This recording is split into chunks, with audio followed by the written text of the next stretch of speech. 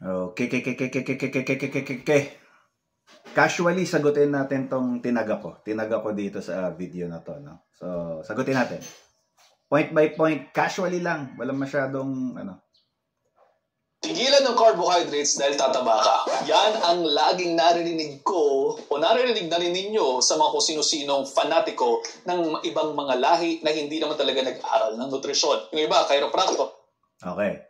So, yung issue na to, panatiko na hindi naman daw nag-aral ng nutrisyon. Kaya, parang sinasabi niya, huwag paniwalaan kasi panatiko lang yung mga yan. Hindi nga nag-aral ng nutrisyon yung mga nagsasabi niyan eh.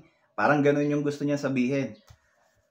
So, isa sa mga nagsasabi nung sinasabi niya is si Michelle Hearn, a nutritionist, a dietitian. So, itong panatiko na to, isang dietitian at nutritionist. So, mali. Mali ang sinasabi nitong dietitian na to na iwasan ang carbs. So, anong difference nung itong dietitian na to sinasabi umiwas kayo sa carbs at siya sinasabi huwag kayo umiwas sa carbs? Anong difference? Bakit siya tama at itong panatiko na to mali? Sabi niya, hindi naman nag-aral ng nutrisyon. Nutritionist nga to eh. Nutritionist to si Michelle Hearn eh. Nutritionist din si Tamsin. Ang dami-dami mga nutritionist dyan na low carb. So, panatiko na hindi nag-aral ng nutrisyon. Nutrisyon nga inaral nila eh. Di ba? Ang carbohydrate insulin model of obesity na SID. Nasampalatayan ng ibang mga tao, sinasabing kapag kumain ka ng carbohydrate-rich foods, tataas ang insulin mo at magsistimulate ng storage ng body fats kaya katataba. Since ito po ay isang model, ito po ay isang teorya lamang na dapat malaman kung talaga nga bang totoo. So ano ang ginawa ng mga eksperto? Tinest nila. Kinakailangan kasi para masabing totoo ang sinasabi ng isang model,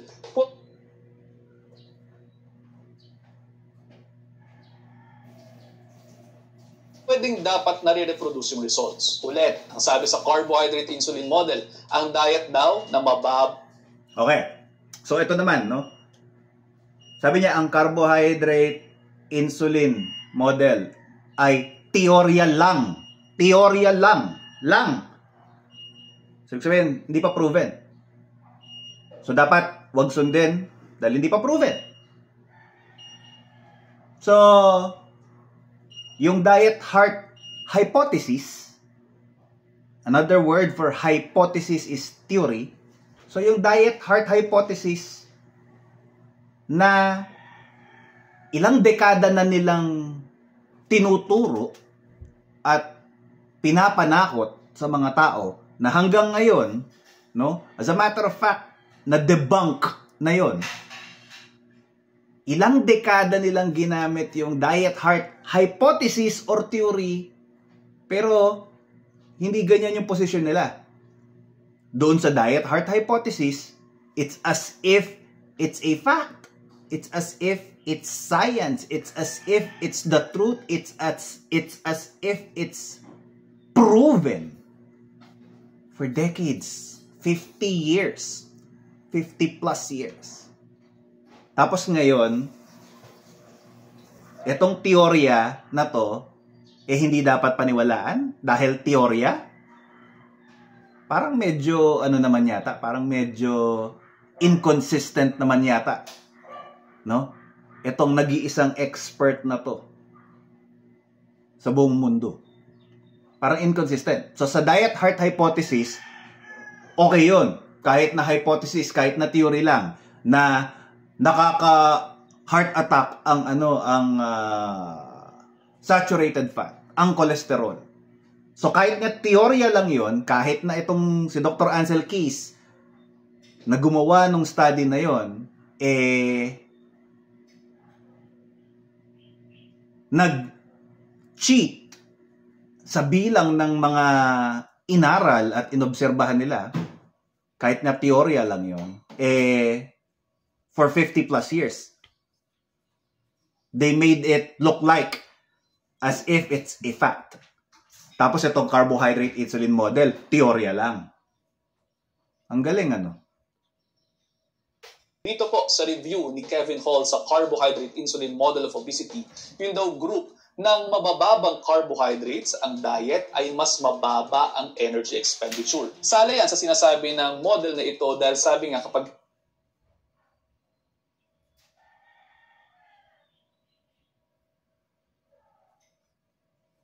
daw mababang carbs mo, dapat mas marami kang malulus na calories.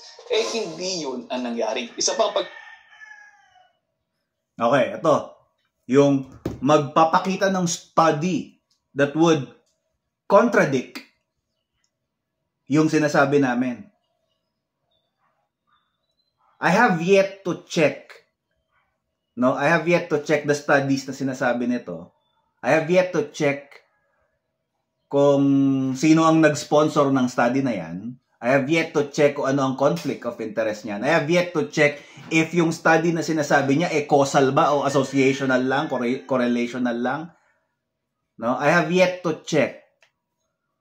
Pero for simplicity, yung sinasabi niya na study or studies, pangontra doon sa sinasabi namin, meron din kaming ganun. Meron din sinasabi to na pangontra sa sinasabi nila dati na fact, kuno. Meron din. But yun, hindi nila naiintindihan. Ito, naiintindihan nila. Again, I'm just after consistency. Theory ng diet heart hypothesis, hindi nila napansin na theory.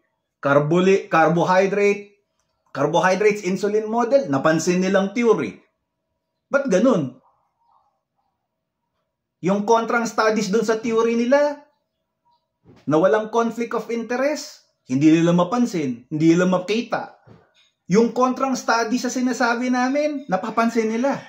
Kahit na karamihan sa mga studies na yon, pag tiningnan mo yung conflict of interest, kung hindi sponsored ng cereal, sponsored ng energy drink, sponsored ng soft drinks, basically sponsored ng big food at big pharma. Tapos may play of words lang. Wala naman talagang causal evidence. Wala namang causal. Hindi naman causal. Associational lang. Associated. Correlated. Pero hindi causal. Dito rin po sa review na ito, sinasabi ng researcher, and I quote, para wala nang masabi na kung ano na daw sinasabi ko, despite achieving the desired differences in insulin secretion via isocaloric manipulation of dietary carbohydrate and fat, the recent studies clearly demonstrated that the energy expenditure and body fat predictions of the carbohydrate insulin model failed experimental interrogation. Ibig sabihin, hindi ganoon kasimple kasi ang katawan ng tao na tatanggalin mo lang ang carbohydrates, papayat ka na. Ito po ang sinasabi ko sa inyo ng pagkatagal-tagal na.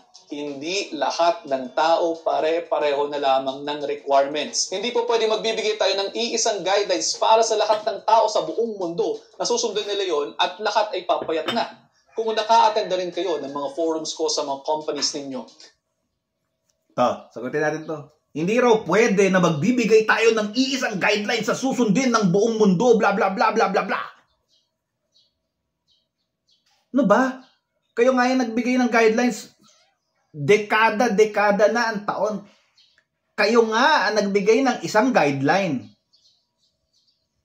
Kayo nagbigay. Hindi kami. At kahit saan mo ikot-ikutin yung rekomendasyon nyo, babagsak sa high carb. Babagsak sa high carb. High carb ang bagsak. Kayo nga yung nagbigay ng rekomendasyon Kayo nga nagbigay ng guideline Kayo nagbigay ng guideline 5 decades na. If not 6, if not 7 decades. Kayo nagbigay ng guideline. Yung ginamit is yung diet heart hypothesis. Teorya.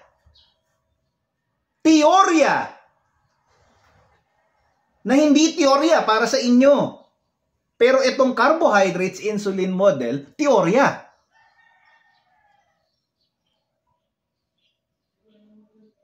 Eh, yung guidelines nga na binigay nyo, base dun sa teorya na yun eh. Base dun sa teorya na, huwag ko kakain ng makolesterol, huwag ko kakain ng saturated fat, ma-atake ka sa puso. Yun nga yung teorya na yan eh. Kapag may nagtatanong kung anong diet ang nakakapagpapayat, ang lagi kong sagot ay dapat magpa-check up muna sila. Dahil kinakailangan dumaan sa history at sa physical examination ng isang tao para malaman natin ang dahilan ng kanyang pagtaba. Ang obesity po ay isang sakit na kinakailangan ng atensyong medikal. Ang etiology ng obesity o ang dahilan ng obesity ay hindi lamang dahil sa carbohydrates at hindi rin ito dahil sa katakawan lamang. Meron pang ibang mga factors tulad ng sympathetic activity ng katawan ng tao, genetics, pati na rin environmental factors na nag-i-increase ng caloric intake at nagdi-decrease ng caloric output. So again, pwedeng hindi lamang siya calories in and calories out. Pwedeng mayroon pa rin ibang factors surrounding the caloric intake ng tao, kaya naman tumataas ang timbang. Kaya kung mapapansin po ninyo rin, may mga taong hindi kumakain ng carbs, pumayat nga pero nagkaroon ng problema. Meron naman mga taong kumakain ng carbohydrates, nagka-problema din sa Now, doon sa paano i-address yung obesity. Wala namang may sabi na wag magkonsulta sa doktor. Walang may sabi. Noong 2018, when I started LCIF, walang matapang na low-carb doctor ang lumalabas. So that time, walang mapagkokonsultahan. Walang mapagkokonsultahan noong 2018 na doktor kasi walang may bayad na doktor, na low-carb doctor noong time na yon. Iba na ngayon. Iba na. Marami ng low-carb Filipino medical doctors na nag-i-exist ngayon. Naglitawan na sila. So walang may sabi na wag magkonsulta about obesity sa mga eksperto. Walang may sabing ganun. Tulog pa yata to sa 2018. Nung 2018, wala talaga. Ngayon, marami na. 2024 na. Uy, gising. 2024 na. 2024 na. Marami ng doktor. Meron din katulad niya na doktor at nutritionist din. Nutritionist doctor din. RND, MD rin. Pero low carb ang tinuturo. Gising. Pati na rin sa kanilang metabolic profile. Again, yan ay dahil hindi lamang po carbs ang problema. Marami pang iba. Kami magsasabi na naman, bakit ang mga doktor, pagdating sa nutrition, iba-ibang tinuturo? Okay, sagutin natin to. Walang may sabi na carbs lang ang cause ng obesity. Walang may sabi. Ang sinasabi namin, major, hindi absolute, hindi overall, hindi total, hindi 100%. Major cause ang carbs. Major. Okay, major. Hindi namin sinabing yun lang. Hindi. Wala may sabing ganun. Yes, genetics may be a factor, namana, etc. But at the end of the day, the reversal or the prevention would still be lowering carbs if not removing it entirely. Yun pa rin ang magiging reversal, yun pa rin ang magiging prevention. Yun pa rin. So, ganun pa rin. Kung mag-aaral kayo ng medical school, malalaman nyo yan. Iisa o dadalawang oras lamang na pag-usapan ang nutrition sa buong 4 na taon namin ng pag-aaral sa medical school. Tapos i-expect ninyo na ang isang taong hindi naman specialization ng nutrition ay maintindihan niya ang lahat ng tungkol dito. Maswerte lamang po ako na ang pre-med ko ay BS Nutrition sa UP Los Baños at hindi nila ako pinayagang makaalis ng universidad nang hindi ko naiintindihan ang inaaral ko. Ito pala ang dahilan. Wow! Ano yun natin to? Ito. Look at me. I'm good. Nutrition ang college degree. Kaya siya ang mas eksperto. Guys, I'd like to invite you guys to check this doctor, no? Si Dr. Mike Atencio. Dr. Mike Atencio, a Filipino doctor, is also a nutritionist and doctor who is advocating for low carb. So ano na ngayon? Paano na yan? Paano na ngayon yung argument nito? Na karamihan sa mga doktor ay 2 hours lang, ganito lang ang inaral sa nutrisyon. Kaya mapalad ako na natutunan ko ang nutrition. Kaya mas magaling ako sa karamihan sa mga doktor. Paano ngayon to? Paano ngayon si Dr. Mike Atencio, who is also a nutritionist and medical doctor like him? But the difference between these two is that si Dr. Mike Atencio, he is advocating for low carb. Low carb. Yes, iba-iba ang variant ng low carb na tinuturo niya, na sinasuggest niya, na nire-recommend niya. Merong carnivore style, merong ketovore style, merong ketogenic style, merong probably paleo, Mediterranean, blah blah blah. Iba-iba. But still, ang common denominator is that binaba yung carbs, yung non-essential carbs. At tinaas yung essential proteins at essential fats. So paano na ngayon yung argument na yon? Sige na. Wag na nating paniwalaan si Dr. Jason Fung, who is a nephrologist. Wag na natin paniwalaan si Dr. Sean Baker, who is an orthopedic surgeon. Wag na natin paniwalaan si Dr. Ken Berry, who is a family doctor. Wag na natin paniwalaan si Dr. Anthony Shafee, who is a neurologist. Wag na natin paniwalaan si Professor Tim Noakes. Scientist lang naman yun eh. Wag na natin sila paniwalaan kasi wala silang pre-med na nutrition, di ba? So, ito, pwede natin paniwalaan. Nutritionist. Locally, si Dr. Mike Atencio, who is also nutritionist doctor, pwede na. So ano? Ano na ngayon? Sino na ngayon ang tama? At yun, sana po may natutunan kayo. See you next time. Ingat. So, ayun. Sana nalinawan kayo. And please, wag niyo na ako itatag sa mga ganito. Ayoko na sana nagsasagot ng ganito. Gusto ko na lang sana magmema-mema lang na na mga posts eh. Wag niyo na ako tinatag sa mga ganito. Guys. Okay, wag na.